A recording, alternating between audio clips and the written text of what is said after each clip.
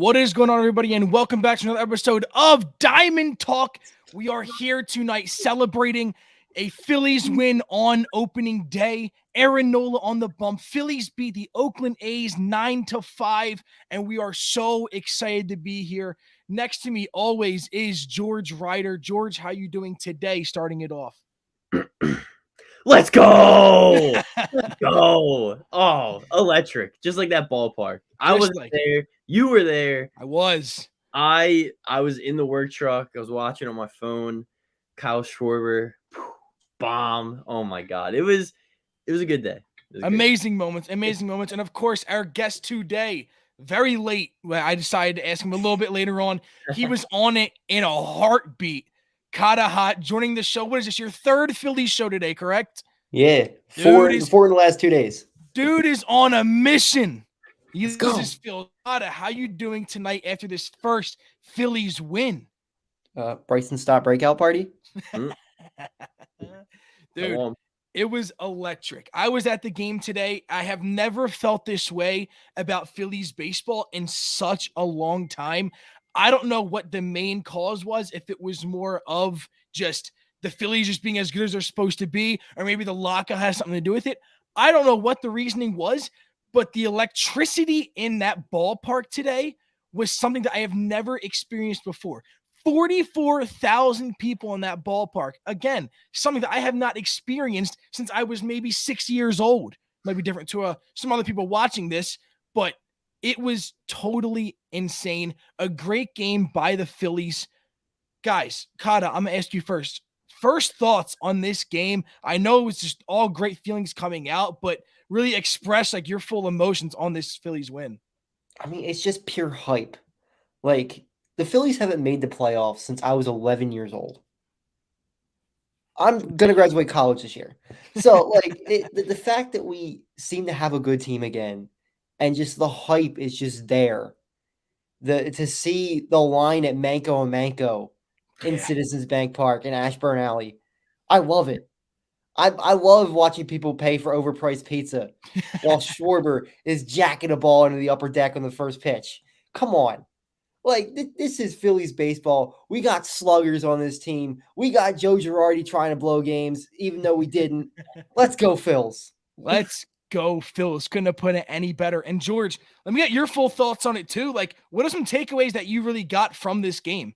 Dude, like, the hype is real. Everybody hits. Everybody hits. And even Vierling not hitting, he hit the ball hard and he had a sac fly. So he had an RBI. It's insane. Stoddy with 2 hits. That made my heart melt, man. Yeah. That, like, just seeing his patience at the plate and just seeing him drive the ball the opposite way and doing whatever he has to do. Just having a kid like that that's that young, we haven't really been able to experience that, you know? Yeah. I love Bohm so much. I would love to see him just come back and break out. It's something along those lines. Like, we saw Bohm come in second place last year for Rookie of the Year. How long has it been since we saw that? It's been a while. And now we got Stoddy here, and things are just great. I'm very happy. Seranthony looked great out of the bullpen, which love that so much. I love to see him. We talked about it all the time. It's like, if Seranthony's healthy, we get that back. That's like another addition. There it is. We haven't seen him pitch in so long. So Nola threw 2 bad pitches today. Great game. He definitely was in for too long. He looked tired. Looked like he was leaving balls up. So, and then on that 3-run jack, he just hung it. So 2 bad pitches today, and that's okay. That's kind of what you expect from Nola. I feel like it's a big Nola game. You cruise through 6. They're like 1 or 2 bad pitches, and now the lead is diminished. It's gonna happen, and that's fine because this lineup proves it's okay. They're gonna have your back. They're gonna be right behind you. Top of the lineup. Schwarber 2 hits, Realmuto with a hit, walks all over the place. 11 hits today, 5 of them extra base hits. Playing the parade route. Come on, let's do it. I hear you. I love it. And we're kind of going to go through everything like separately, kind of going to go through our thoughts on more of the hitting and, of course, the new signings. We'll have a big segment on Aaron Nola and Joe Girardi and just kind of facing what happened today. And then also going through the bullpen too, who looked pretty decent, I would say. So starting, of course, with the hitting, Kyle Schwarber comes out, 3-2 count, gets a nice, good long at bat to start off the game, and then hits an absolute bomb, hits off the sign right in front of the second deck. It was an amazing moment. Ball was coming straight at me where I was sitting. I was sitting in section 201. I saw the ball right in front of my eyes, and then it hit the sign. It was an amazing moment. And then after that, the hits just continued to keep on piling and piling and piling up. Everyone got a hit besides Matt Vierling today. That's it. Everyone else got on there. An RBI. Yeah. So it's just everyone was hitting all around. Someone that I really do want to focus more on, Rhys Hoskins. Rhys Hoskins is the guy that I have thought many different ways about Rhys Hoskins. I love him and everything, but it just seems like over the past couple of years, he hasn't been the guy that he was supposed to be. So I have doubted him a lot and kind of just, maybe not had the best feelings towards him. Today, opening day, he didn't have to be the guy. Right now, Hoskins might be like the fifth option. You know what I mean? That is absolutely insane. And he seemed to benefit very, very well off it. Rhys Hoskins today, I know he started off 2 for 2 with the walk. He ended up 2 for 3 with 2 singles, a walk, 2 RBIs, and 2 runs scored with a strikeout. Guy had a phenomenal day. I want to get your guys' thoughts on Rhys Hoskins. Again, like I said, I was very low on him. I hope that I'm wrong. I put out a tweet today, and I said, hopefully I've been wrong about Rhys Hoskins these past couple of years because he can be a difference maker. And being that fifth option, no one's really going to expect that from him. Everyone was worried about them 1 through 4 guys, and Rhys Hoskins came up and probably had one of the better games out of any of the players today.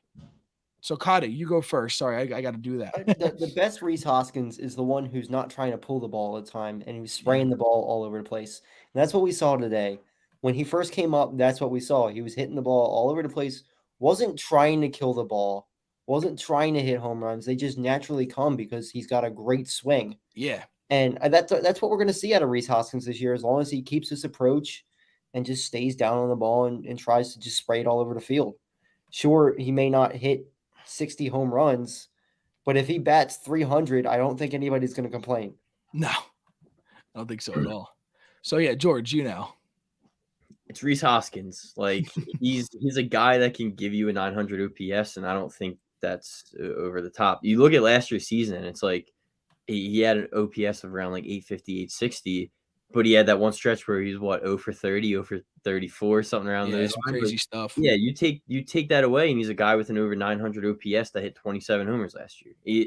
Rhys Hoskins is good. He's a good player. His defense at first base is, you don't like it. But he's a guy that can give you 900 OPS and give you 25 to 30 homers. I like Rhys Hoskins. He's going to get on base. He's going to walk.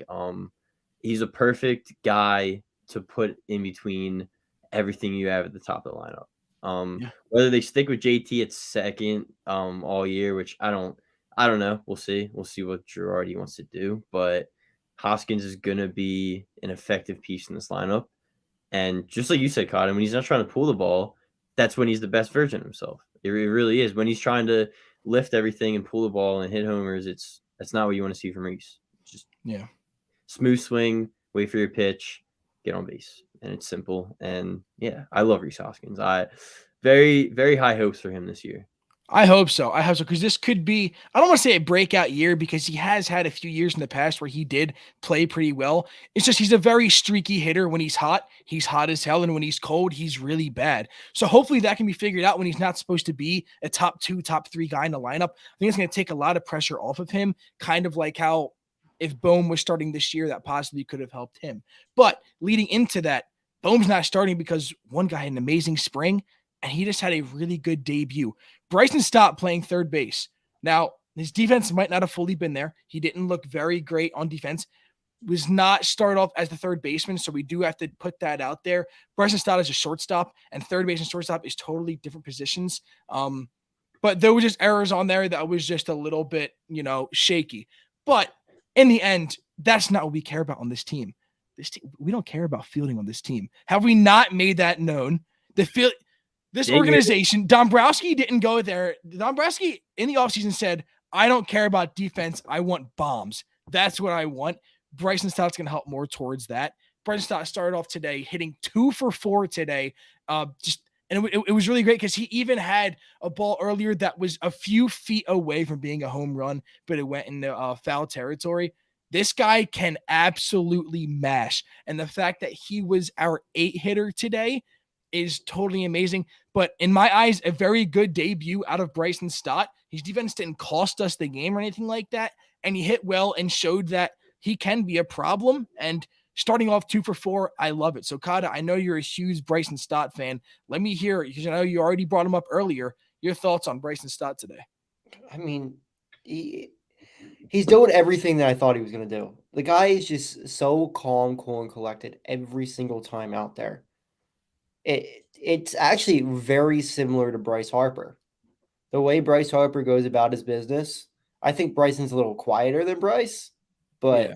I mean, it's hard to be as loud as Bryce is. But I do think Bryson's a shortstop. I think they just need to stick him at shortstop. He's very good defensively at shortstop. The range he has there, I think it's worth it to just keep him there. And if you really want to play DD, put him at third. But I think Bohm is just put Bohm at third. Just go with it. I like it. And George, let me hear your thoughts on Bryson Stott as well after today's game. Yeah, dude, he's Mr. Calm, cool, and collected, as you said. He's patient at the plate. He waits for his pitch. I agree with you 100%. He is a shortstop. I'm okay with him at third, obviously, but I would much rather have Bohm and Stott and Didi in that lineup, which I think we can all agree on. Stott, dude, his first major league hit, 104 miles an hour off the bat. This is something that we've just been waiting for. We've talked up Stott a lot, and he's finally here. And he's finally hitting. I had one friend today. He's a Red Sox fan. He texted me and he was like, "Who the f is Bryson Stott?" It's like you're gonna figure it out. He's the future. Hype's real. All right? He is the hype is real. Hype is real. He's gonna hit. Like, the kid can hit, and it's awesome to see. I think, obviously, in the long term, I think I agree. He will be a prime shortstop position, most likely next season. Hopefully, eventually this year we can get him in there. Joe G loves DD, of course. We all know that. So, not having high hopes, I would much rather have Bohm in the lineup, but love it. I can't, like, 2 hits in your first opening day, in your first game in the majors. It's everything you can dream of. And for all the fans that watching, it's this kid's here, and just remember the name because he's going to be here for a while. Yeah. And let me tell you, Didi Gregorius actually played pretty well today. I know he was 1 for 4. The foul balls he was hitting were absolutely demolished. It just seemed like there was some sort of spark on every player's bat today because all of them were hitting the ball so hard. So Didi, I was actually not upset with today at all. Yeah, he had a powerful spring too. He did. So I'm pretty happy with it. Of course, I want to see Bohm get more at bats and everything, but right now I do think I think how the lineup is set up, this is a better chance of winning with Didi starting and Bohm not in the lineup.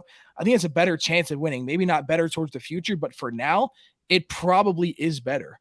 But ending off with the hitting before we start going into the pitching side of it, the new guys, Nick Castellanos, Kyle Schwarber. I'll just say the big bats.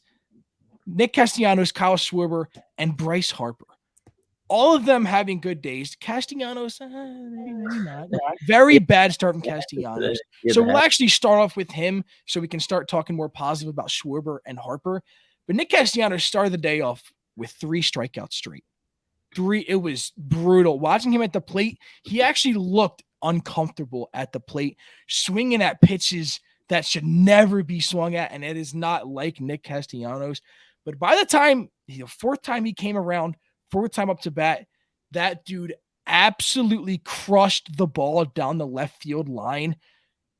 Very aggressive on the base paths, by the way, today for the Phillies. Yeah. But he decided to, after a little error made by, I think it was Tony Kemp out there, he tried going to third, was out by a total mile. Don't know what was going on there. Fans were absolutely livid after that, by the way. But Nick Castellanos, we saw some bad out of him, the 3 strikeouts, but we saw some really good, seeing how hard this dude can hit the ball, where he can hit the ball. The dude, I'm still happy with Nick Castellanos' performance. This is not something to worry about with Nick Castellanos. It is not something huge with him. He's usually not a strikeout guy. He's usually a guy that just makes contact and can usually hit it pretty damn hard. So I'm still happy with Nick Castellanos' game today. Are you guys worried at all about Nick Castellanos, or just a little one game thing, right? We can all agree on that. Come on. Yeah, He had a just a bad little game. one game thing. He had a bad game, and he pretty much put the game away with the double. I mean, Yeah, he did. He did. Came up in the clutch with that. It was, I it was talked to a nice. MILF after he did it. Yeah. Wait. So what? All right. So I read a glimpse of that. What did he do? I saw. So after he got out, he's going back to the dugout, and he's talking to his MILF in the front row. I'm pretty sure it was his wife, but she was still a smoke show, so it still counts. So I'm like, yeah, Castellanos is a thug after that. He's my favorite player. I bought his jersey. Hey, did you buy his jersey? Like today? Today? No, I bought it a week ago, but I think you meant today. I would have bought it today too. yeah. And I don't know if you guys saw, but before the game, they were all wearing T-shirts, and it all said, "I don't have a college degree. I hit baseballs." Yeah. Absolutely led using the Nick Castellanos line. I loved it. But yeah, I love it. I'm not worried about Nick Castellanos. Schwarber is the MVP of today's game. Dude just set the tone in the very beginning, hit a homer on the first at bat. An amazing moment. But after that, he still continued to play well. He had long at bats. He got on base again. The guy just had an overall good game. The reason why we signed him was an absolute. Already, you can see how well this signing is working out for us. I'm very excited about Schwarber. My question to you guys is: before the season started, I think he was eighth in line to lead the league in home runs. Do you guys think there's a shot that Kyle Schwarber can hit around 40 plus homers and actually lead this league in homers? Yeah. Yeah. Yeah. I mean, what was like? Oh, am I hit? My audio is missed. Oh, there we go. All right. Yeah. I mean, him in Citizens Bank Park, it's kind of like the match made in heaven. And last year, before he got hurt for a little bit, he was the guy that every time he was in leadoff home run. He went on that huge streak with it. I mean, he's got the power. He's in Citizens Bank Park. He's in a Here's Ballpark. There's a few guys on this team that can hit 35, 40 homers, and it's not unrealistic, which is insane to think about. The lineup is going to be one of the top in baseball, power-wise, overall. So, yeah, I can see Schwarber leading the league in homers. Will it happen? Probably not, but I could completely see it, of course. I mean, he's one of the most powerful hitters in baseball. Yeah. There's legitimately 4 guys on this team who can hit 40 home runs. Legitimately, yes. Yeah. It's ridiculous to think about. This team is going to be one of the top home run hitting teams in baseball. Yeah, 100% going to be there. 100% going to be up there. I love it. I'm loving just the positivity on this show, because last year when me and George did it, season 1 of Diamond Talk, I feel like it was just all negative. Besides when we talk about Bryce Harper, we talk about Bryce Harper in the beginning and then just talk crap the rest of the time. That's what I felt like was happening. We are so positive right now, and it's such a good feeling. I have nothing but good vibes running through my veins right now. We're hyping up Ian Kennedy at one point so hard. This is what's like. Listen, like we were down bad. We were down really down. Now look at us on top new intro coming, by the way, because we got Ian Kennedy in there in the intro right now. We got some late stuff going on here. It's Stoddy time. It's Stoddy time. We're going to make this intro a lot better. I've also gotten a lot better at making intros than I did before. If you guys go watch Scotty's intro for Scotty NBA, Scotty loves it. But yeah, there's just a lot of positivity. I love it. But of course, every time we bring it up, there's still a little bit of negative. You have to. We can be as positive as we want, but our job is to talk about everything that happens. Aaron Nola, I don't know who you more want to blame it on. And maybe that's what I'll ask both you guys first. George, I'll ask you first.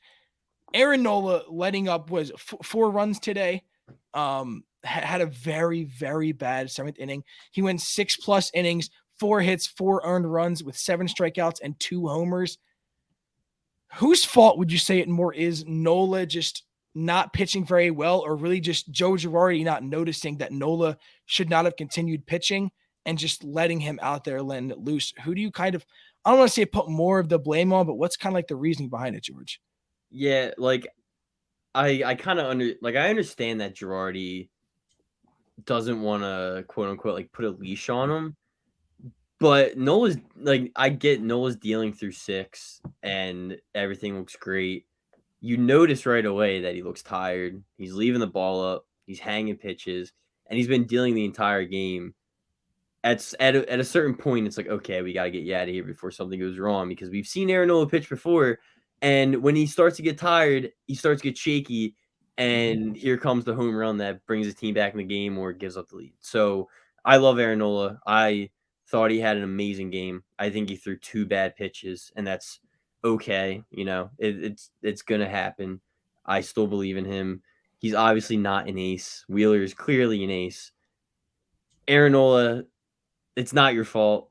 The players got to obviously perform, but it's not your fault. Girardi should have pulled them, and I think majority of people saw that. I peeped the group chat a little bit in our Twitter group chat. A lot of people were really mad, I saw, but yeah, it's more on Girardi. Nola had an awesome game, 6 innings, 4 hits, of course the 4 earned runs, which on that 1 homer, and then he had 7 Ks and no walks. We know he doesn't walk people, so that's kind of a given. But 7 Ks, you're getting guys swinging at your pitches.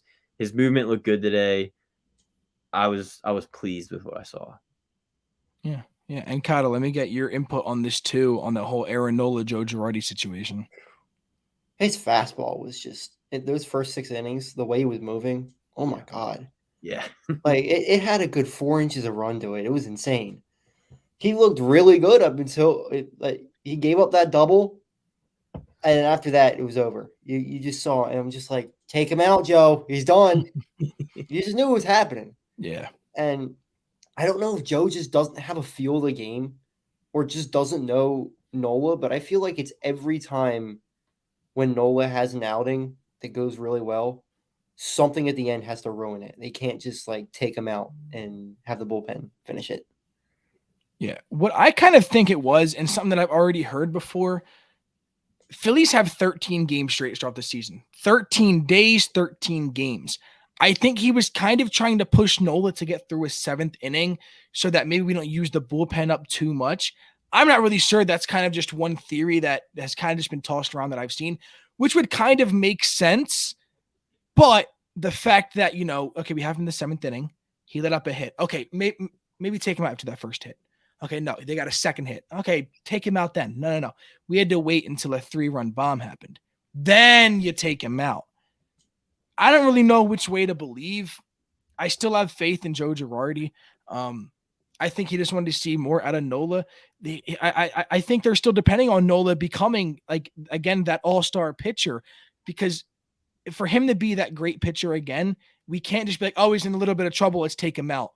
That's some 4 or 5 kind of guy stuff. That's some Matt Moore stuff. You see Matt Moore getting beat up a little bit, you take him out. We want Aaron Nola being better than that. He should be able to get through situations. He should be able to tough it out. And maybe Joe Girardi was kind of trying to push that as well. I'm not sure if that's where it is or not, but that is what we need out of Nola. Whether we like it or not, Aaron Nola is our number 2 this year. And say we get into the playoffs and he starts getting beat up a little bit in the 3rd inning. We can't take him out. We can't have a 6-inning bullpen game. We can't do that. Not every game. Aaron Nola has to try and get through it. In this situation, we had a big lead, so it was okay. He needs to learn to get through that stuff. And that's kind of been his problem the past couple of years. So hopefully Nola can figure it out. I think Girardi was just trying to give him that opportunity, because say Aaron Nola does get through it. Say Nola lets up those 2 hits, but then Nola gets out of the situation. We're like, oh, Joe Girardi's a genius, man. He left him in. Like, he trusted Nola. We love it. But it just didn't work out. There's going to be times where it does work out. At least I believe that there is going to be. Maybe I'm just having a little bit too much Nola faith again. I'm not really sure. But I think that's kind of more of what the situation is. We need Nola to be more than just once he's in some trouble, get him out of the game. We can't do that. What was the 75 pitch mark, 80 pitch mark at that point? Guys usually go number 2 guy. Yeah, number 2 guys usually go further than that. At least we're not calling the number 1 guy and saying that, but I think that's kind of what they were expecting out of him. The only thing I'll say to that is they did have a shorter spring training, so I don't know if he's all the way stretched out yet. Yep. That too. There's a lot of ways to look at it. So I'm really curious of what Joe Girardi was really thinking. I'm not really getting, I mean, as long as it's not a really stupid answer, I'm not going to be upset with him. And hopefully it's just all figured out. I'm hoping. Could have been worse. Could have been like Barrios today. You see that? No, I didn't. What happened there? I think I don't think he got out of the first inning. I think he had let up 6 earned runs in the first. Oh, dude, no. Yeah, his ERA is like 108. It's insane. His ERA is like crazy. It's funny. Go look it up. Barrios used to actually be like my guy too. He really was. He's always been overhyped. Always. Probably a little bit, but man, absolute amazing day for the Phillies. The whole Aaron Nola situation was whatever, but what made me really happy was the bullpen came in and they did their job. Yeah. All of them. None of them had bad outings, and I'm totally confident saying that. Coming in first after Aaron Nola had that terrible outing was Jerry's Familia. Pitched 2 third innings, 1 hit allowed, and a strikeout.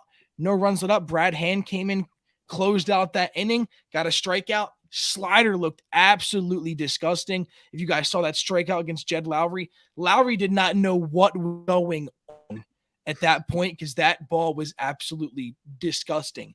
After that comes the 8-9 punch that we were all so excited about. Seranthony comes back finally after this long injury. He comes in the 8th inning and gets 3 outs on 7 pitches. Pumping heat too. Pumping heat. It was the quickest half inning. It was insane because the 7th inning felt like forever. I was sitting in my seat and I'm like, there was 2 pitching changes and there was a lot of runs being led up by us. And I'm like, this thing forever. 8th inning comes and it's just 7 pitches, 1, 2, 3, 4, 5, 6, 7, done. So Anthony's like, I'm out of here. Just getting this done with. Absolute stellar performance by Seranthony Dominguez. I loved it. Corey Knebel came in with a 4-run lead, did his thing, 2 strikeouts, ended the game like it was nothing, packed their bags and got out of here. I did this last year, and I got very hyped about the bullpen when they started off really well. I don't want to do that too much with this team, but all of them looked good. No one hit the ball hard off them. Even Familia, I think both of his outs were fielder's choices because they couldn't turn too. But he forced ground balls that had the opportunity of getting a double play, and that's what Familia does with his great sinker. I loved what everyone did out there on the mound today. Kyle, let me get your thoughts on this bullpen. They looked really good, and I was actually pretty surprised that Dominguez was the 8th man or the 8th inning guy. I thought he was going to be a little earlier in the bullpen, but I mean he definitely looked fine in that setup role tonight. And he performed, I'm fine man. with him being there if he pitches like that. And even Familia, he had a little bit of trouble, but that was more because the defense was god awful behind him. Exactly. Like I said, Bryson Stott is a shortstop. But I mean, you can't complain about this bullpen at all right now. But that's right now. We'll see. Right now. Exactly. And that's kind of what I wanted to express too, because last year I was the most hype. Oh my God. I could not stop bringing up how much I love this bullpen in the first 10 Alvarado games. was a stud last year. Yeah. He started off so well. I was so excited about it last year, but obviously that didn't work out. I'm hoping for a lot better this year. The team just looked more complete. 1 bad inning. That's all we had. 1 bad inning pitching and defensive wise. And the rest of that was an absolute great game by everyone. Everyone played really well. Everyone did their part.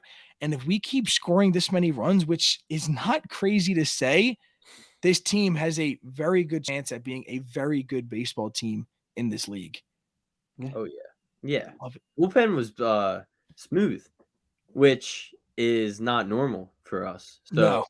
It was great. And there was multiple arms out there. It wasn't just like a quick. Yeah, it wasn't just like one guy. Yeah, it wasn't just a quick 8-9, 2 pitchers. There we go. We got to see a few names, got to see a few new names, and it all went really well. Knebel looked great. 10 pitches. Get out of here. See you later. 2 strikeouts. It's just smooth. And that's what you want out of your bullpen, which are we going to see that all year? There's no chance. We're going to get bad outings. We're going to get games. We're going to want to punch a wall. But we're also going to get games like this. And Knebel's going to go out there and throw. And Seranthony's just going to get better throughout the season. You know, he hasn't pitched a real professional game in how long? 2 years? 2 years. 18 months? It's something like he's back. He looked good. Knebel looked great again. And, you know, Familia and Brad Hand, probably going to have up and down seasons from them. I'm just very glad they decided to not start that down path today, because smooth end of the game. It just got me more excited today. Like that Schwarber leadoff, I'm just very happy. Today is just like perfect. Hopefully tomorrow goes just the same and we just keep this rolling. We're on pace for 162-0. So you had to say it, didn't you? You just had to. Just saying. Yo, by the way, the most frustrating thing that I heard today at the park was it was the third inning and a guy's like, "Oh no, Nola's got a no-hitter going." I look back, I'm like, dude, like, what are you doing? Like, why are you even like saying that? Like, what are you doing? And his girlfriend's it's like, interesting you say that, because Kruk on the broadcast said Nola's doing about as good as you can do. Next one, I think he walked somebody, he gave him a home run in the next pitch. I'm like, yeah, that's exactly what happens. And it's funny because 2-strike homers from last year, and then all of a sudden it was like home run, 2 on 2 strikes. Yeah. I'm sure you guys saw Cole's tweet, the intern. Yeah, I know you saw his tweet. He's like, "Oh, Nola, if you're gonna keep doing this, keep on doing what you're doing." 1 minute later, he read it and said, "Never mind," or something like that. Yeah, that was after the solo.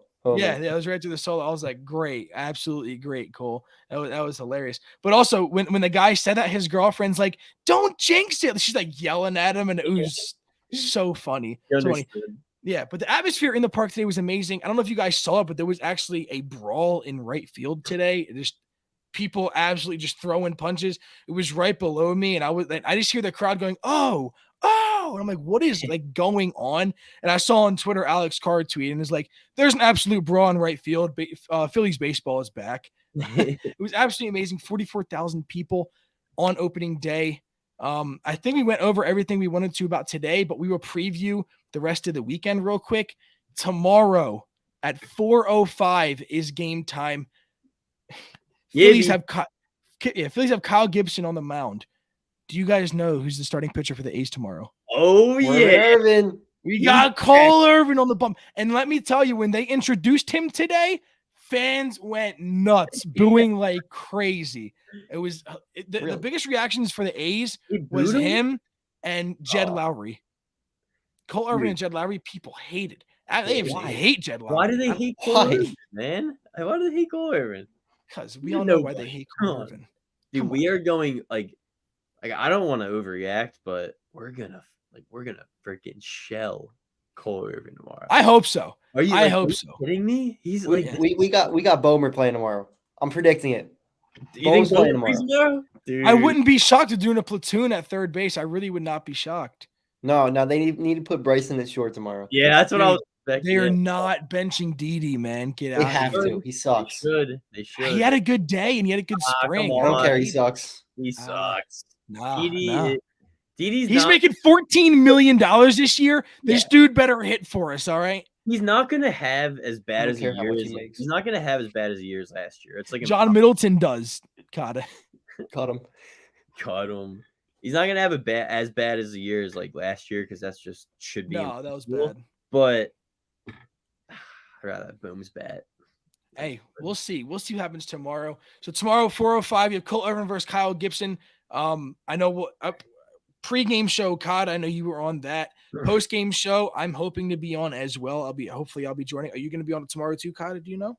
I'm going to the game Saturday, Sunday, Tuesday, Wednesday. So I probably won't be on a couple shows. Bro, we're going on Monday. We're going on Monday. Yeah, I wanted to go Monday, but my class is going to end too late, so I'm not going to be able to make it.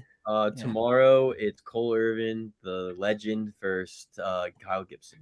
Oh, God, absolutely atrocious. My God, Cole Irvin. But yes, that's what's happening tomorrow. Sunday, the opening series, ending the series. It's going to be Dalton Jeffries for the A's going up against Zach Eflin is getting his first start on the bump, which I'm happy about, because Monday, that means that's going to be Ranger Suarez against the Mets. Going to be very exciting. I didn't even think of that. Nice. Yeah, I did. So nice. Hopefully we'll see that. But should be a good weekend of baseball. Start off really strong. Hopefully get a first series win against this Oakland A's team. A very good start to the season, and that is a very easy way of saying it. things are going really well for this Phillies team and for the city of Philadelphia. So make sure you guys tune in tomorrow. DSM has pregame shows for them, postgame shows all the time. Make sure you're tuning in every Monday and Friday at 9 p.m. for either Broad Street Bulls or Diamond Talk. A lot more Diamond Talk happening soon, by the way. So we will have a lot of Diamond Talk going on. Monday will probably not, because me and George are both we are both going to the game. So we'll see how that goes. But we'll still be on here. We'll be doing pre-game shows, post-game shows. Make sure you're tuning in. Kata, let me hear your shows too. Let them know when your days and times are for your shows. So I'm going to be on the pregame show as much as possible. And then I still have the Grease the Pole show, which that probably won't be happening too much either now that baseball season started. But I'm going to try to do as much Philly stuff as possible because that's the only thing I actually know. Okay. You're just blunt about that. Okay. Very blunt about it. Great. That was great. Hey, I mean, love it. I feel like Phils are like, I don't know about you. Yeah, I think they're all of our favorites. Yeah. Those are my Yeah. favorite. Baseball's the best sport in the world. Yeah, baseball is my favorite sport. He's the So best sport in the world. yeah, that's kind of how I am too. This is gonna be a fun season. Gonna be a very fun season. I'm sure we will see a ton of Kata Hot this year on Diamond. He's already been on both episodes in this second season, and I'm sure he's gonna be on plenty of more. So Kata, thank you for joining. Loved having you on. We'll definitely have you on soon. George, as always, another great episode of Diamond Talk for us. Thank you guys all for the support. Make sure you guys are tuning in. We have shows 7 days a week here on DSM Media, so make sure you are following down in the description below. We have all the links to all of Twitter, Instagram, YouTube. Subscribe and follow to all. Thank you guys so much for the support, and we're going to end it off how we always do for this Diamond Talk. Go Phils!